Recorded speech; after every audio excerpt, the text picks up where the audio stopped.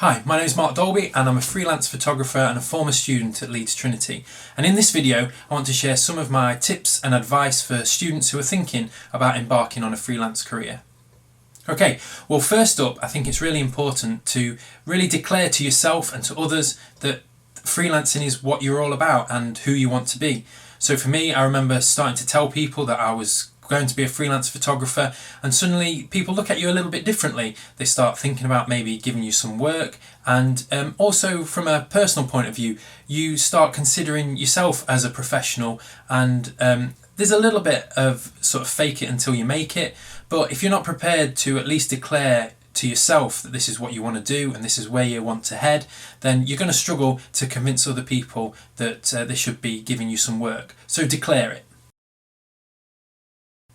The next tip that I've got for you is not to wait to be paid for the kinds of work that you want to be paid for. It's really important that you start to develop a portfolio, whether that's of photography, filmmaking, writing, whatever your craft is. Start developing that portfolio around the kinds of projects that you would like to be booked for before anyone has to come and ask you for it. What this means is that when those projects do start to come in, you've got a great body of work that you can show people, you're more likely to get booked, and through doing that work you're of course refining your craft and learning the skills that you're going to need for those paid clients.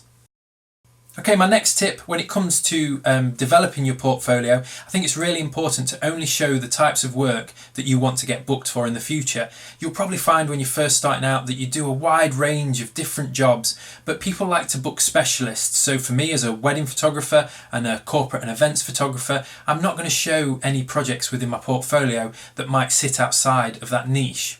That said, I'm not going to turn projects down either, and I think it's really important that you're prepared to say yes, be honest about your level of expertise and experience if it's outside of your normal sort of comfort zone, if you like. But there's no problem with saying yes to projects which perhaps aren't perfectly suited to where you want to head eventually as a freelancer. It's all experience, it's all money in terms of getting paid to do work, and you might find new niches along the way as well. One of the best bits of advice I got quite early on was to think of yourself not just as a freelancer within your craft, so as a photographer or a writer, but also to consider yourself as the CEO of a small business, and that gives you the opportunity to take a step back and just think about all the functions of your business, whether that's marketing and SEO and that kind of thing, finance, admin. These are all things that you need to consider. And what that leads us on to is considerations of whether you should actually be building a team around these specialisms. Okay, as a freelancer, I've not got lots of people working for me, but I do have an accountant who more than earns their money in terms of looking after my tax affairs. In the past, I've used specialists within search engine optimization and web development, and these are actually areas that I do have some knowledge of, but I know that something that might take me 3 or 4 days to work through as a problem can be dealt with in just a few hours by the experts, and it's also a fresh pair of eyes, an external pair of eyes on your business, which can be really, really valuable for you as a freelancer.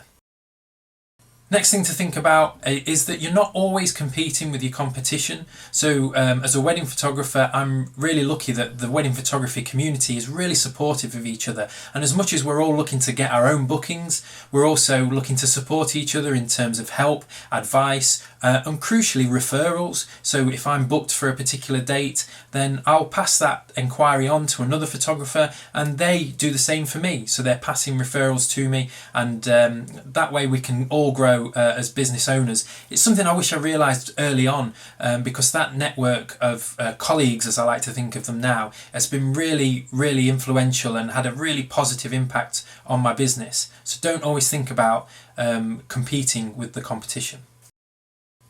Linked to that is the idea of building a real network of support and of people within your business. So yes, that can be other people within your specialism, so other copywriters, other photographers and that kind of thing. But really, I guess my main point is that these need to be a real network of people, not just followers on Twitter or Facebook. It's about having real relationships with people, and don't think about what you can get from that network. Think about what you can put in, and just be confident that if you're giving to that network, whether that's through referrals or support for other people, they will be prepared to give back to you and support you in much the same way, and in that way everyone's business can grow.